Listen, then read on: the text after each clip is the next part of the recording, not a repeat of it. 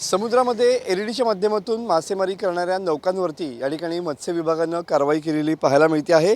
एक कारवाई जी आहे ती पूर्णगड समुद्रामध्ये झालेली पाहायला मिळते, तर दुसरी कारवाई रत्नागिरीच्या समुद्र किनाऱ्यावरती या ठिकाणी मत्स्य विभागानं केलेली पाहायला मिळते आहे।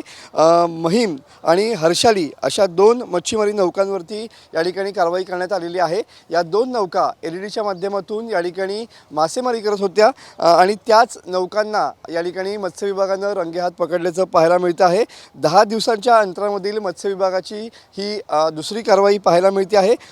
पूर्णगड समुद्र किनाऱ्याजवळ ही महिम नावाची जी नौका आहे ती या ठिकाणी एलईडीच्या माध्यमातून मासेमारी करत होती।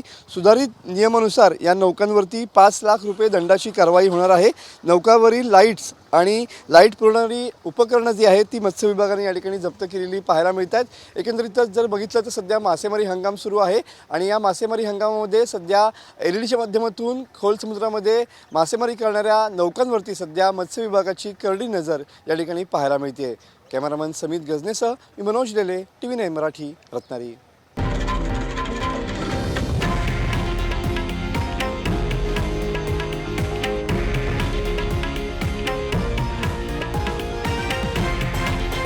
हे आहे देशातील नंबर 1 न्यूज नेटवर्क आणि आपण पाहत आहात TV9 मराठी, एकमेव।